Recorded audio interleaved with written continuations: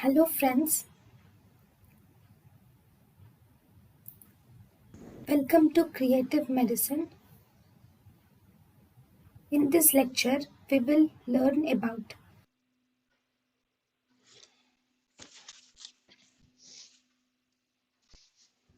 So, what are the causes of nephrotic syndrome? So, first we have systemic causes of nephrotic syndrome. In the systemic causes of nephrotic syndrome, these include diabetes mellitus. The systemic causes of nephrotic syndrome include diabetes mellitus. In fact, diabetes mellitus is the most common cause of nephrotic syndrome. The other systemic causes are systemic lupus erythematosus, amyloidosis. Nephrotic syndrome can be caused by drugs like we have gold, penicillamine, probenecid, street heroin, captopril, and we have NSAIDs. And nephrotic syndrome can be caused by infections like we have bacterial endocarditis,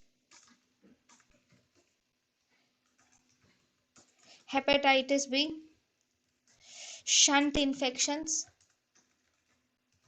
syphilis, malaria. And there is malignancy. In the malignancy can cause nephrotic syndrome. Malignancy like we have Hodgkin's lymphoma, and other lymphomas can be seen. Leukemia is seen, and there is carcinoma of breast and GI tract, gastrointestinal tract carcinomas are seen. Allergic manifestations are seen, allergic reactions are seen. So all these are the systemic causes of nephrotic syndrome. Among all these, diabetes mellitus is the most common cause of nephrotic syndrome in adults.